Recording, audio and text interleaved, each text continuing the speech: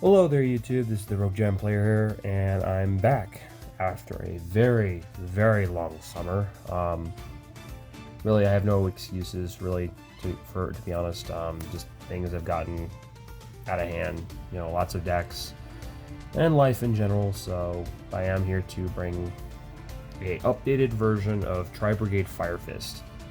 The deck has actually changed quite a bit since the last time I profiled it, and I figured, you know what, let's bring up the deck to a new standard, especially with new lists and things like that, and see what you guys think of it. And not to mention, give you a quick update. I am going to be uploading again.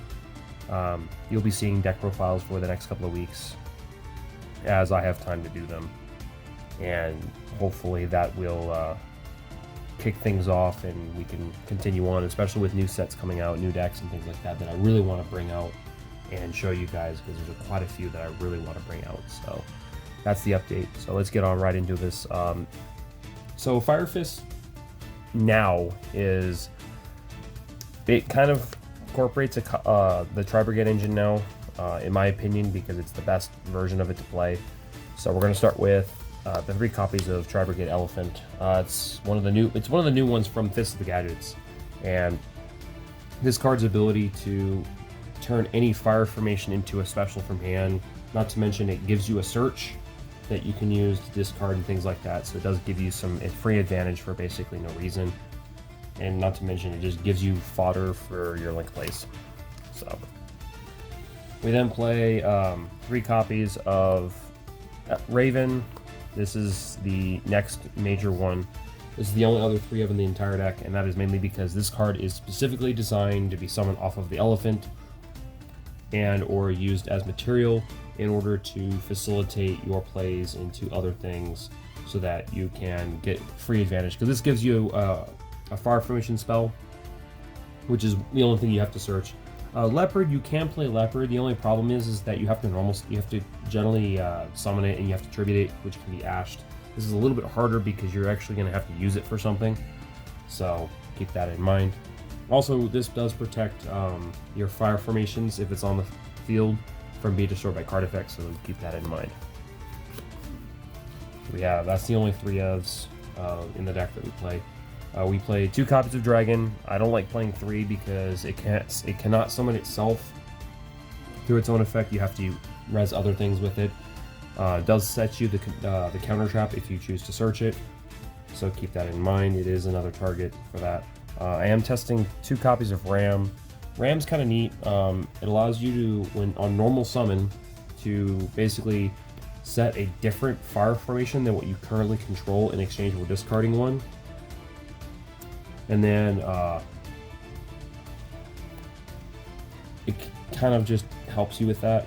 And then when you do special summon it by effect of Fire Fist, it does something similar to it, but you set from spell, you set to your field as well. So it does get around Ash, but also has to be a different name as well.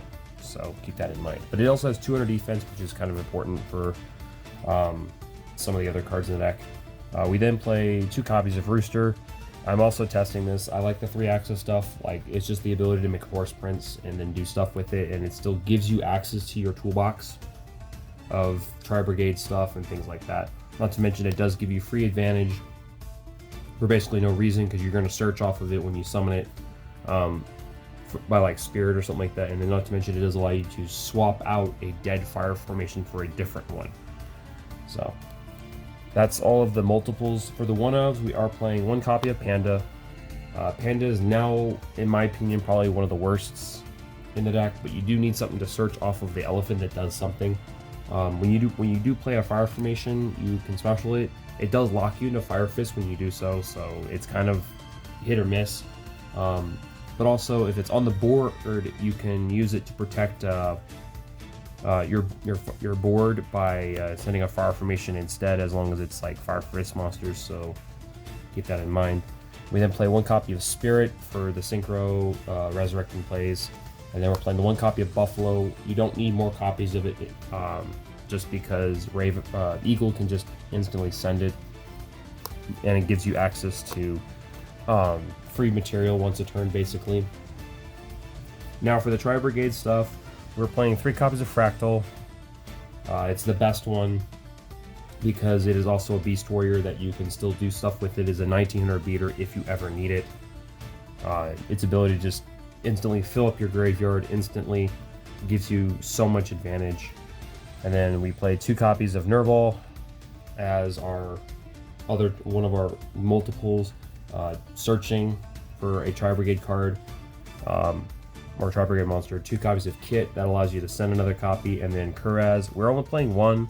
Basically, the idea is that you use Fractal to basically snowball into Kuraz, and then discard a appropriate target to summon it, and now you have access to any link 4 or under instantly, which gives you free advantage in like no time. So that is currently what the deck is until we get new support like the Tri-Brigade Spriggan Kit that was just announced. That's a really good card for a deck like this, which won't be released for a while. The only hand trap we're playing for non-engine is just 3 copies of Ash. There's not really a whole lot of space with this deck. This deck kind of has like a lot of stuff you have to play in engine, and just because the way the deck is operating. But if you have more space, you can make the deck bigger and play those.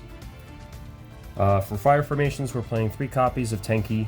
Why not? It's a free level 4 ad. It's a fire formation that you can just play, get a search, and then you can do whatever you want with it. Tensu. This one's a little bit better in certain circumstances because you can always just play it. So if you already have used it, you can use Eagle to bounce it back and instantly reactivate it, which can trigger Dragon to search a spell trap or to set the trap. So that works as well. We're then playing 1 copy of Ingen, 1 copy of Dome, and 1 copy of Lian Peak. These are your one-ofs that you're going to be searching, whether it's using it to add back to hand, summon from grave, or the field spell, which oddly enough, if you get 10 counters on it, you get to summon any Beast Warrior from your deck or extra, ignoring its summoning conditions. So there are a few cards in the game that you could technically play that are Beast Warrior that you could get for basically no reason. So that is cool. So that's all the fire formation stuff. We are then playing for the Tri-Brigade things. We're playing 3 copies of Airborne Assault. So the idea is that if you open up just Raven in this, you still have access to your Tri-Brigade related cards in the form of going Raven into Nerval, which you can then link off into an appropriate card, into an appropriate Tri-Brigade, because it does lock in your link, so keep that in mind.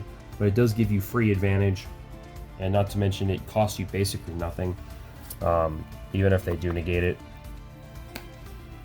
We then play the only last spell is Tri-Brigade Hammer. This is actually kind of a card that I want to play more of. I need to order more. Actually, I only own 1 copy currently. This card adds a Tri-Brigade spell trap from deck to hand, or banish any number of Tri-Brigade cards. So it can be spell traps as well. To summon a Tri-Brigade link, ignoring summoning conditions. So it's one of the few cases where you can summon Bucephalus. It's actually the only way you can summon Bucephalus outside of its base requirements. But it is one of those you can activate it and either get a search, or you can set it and use it as a disruption by summoning a Tri-Brigade link that can do something on your opponent's turn. And then for traps, we're playing 3 Infinite Impermanents, because why not? Every deck should be playing this right now. It's so versatile. You can set it and negate a column, or when going second, you have something to disrupt your opponent. We then play for the fire formations. We're playing 2 copies of Sinto, which is their spell trap negate, and then we are playing 1 copy of Tri-Brigade Revolt as the main search card for Bearbrim, which is pretty important because this is also a free link material monster. Now, for the extra deck. So it's incorporated in a couple of sections. So we're going to start with the Fire Fist related stuff, which is 2 copies of Eagle. You always want to have access to Eagle at all times. It turns all your Fire Fist monsters into basically their effects free, because you no longer have to ditch anything. If they require Fire Fist or Fire Formations as material, or to activate effects, which is pretty important. We then play 1 copy of Swan. You can summon it off of the continuous trap that Fusion summons. You can do that. It does give you a free inflict 200 damage, so it does do something with that regard, but you can send a Fire Formation. You control the target a card your opponent controls and destroy it, so it does destroy stuff, so keep that in mind. We then play the 1 copy of Tiger King and the 1 copy of Horse Prince, and this rounds off the fist related stuff. You can use Eagle with Tiger King, link the Tiger King off to get 2 dragons out or 2 fractals out, because it doesn't lock to Fire Fist stuff. It only locks to level 4 or lower Beast Warriors, so keep that in mind. So you can summon 2 free monsters and get free searches off of it, which is pretty cool. So, and then Horse Prince, because if you use Spirit with Ram or Rooster, you can summon it, and then it summons a 1 from the deck. And because you're not playing really anything higher than that, with the exception of Swan, you pretty much are not locked out of your extra deck for the most part, so that's pretty good as well. We then play, for the Tri-Brigade stuff, playing Mauser, which is the new one from Doom Dimensions. It is pretty important that you get to this card. This card basically makes it so that you can access any part of your engine with even the Fire Fist related stuff, so it's actually pretty cool. The 1 Bear Broom, so you can search the trap. Farajit, it's nice to still have, even though she's not nearly as great as her advanced counterpart. The fact that you can cycle a card may be more valuable than anything else. We're then playing the 1 Rugal, the 1 Shureg, and the 1 Bucephalus. These are all the Tri-Brigade stuff we are playing. You kind of need to play at least 1 of each of these just for access, not to mention because of Revolt, you can make certain ones really, really good. Good disruption, things like that. Not to mention Shureg is a good disruption off of Revolt anyway. We then play some kind of random stuff. We're playing the 1 Donner, the 1 copy of Double Dragon Lord, and the 1 copy of Scareclaw Lightheart. In the rare occasions where you have just the 1 material, you have the ability to summon this and still make some very to make Link 2s off of it. We then play, because we're playing Bucephalus, we are playing 1 copy of Garua as a free draw. So it turns Mauser at the very bare minimum a +1 or break even if you use 2 material that don't float.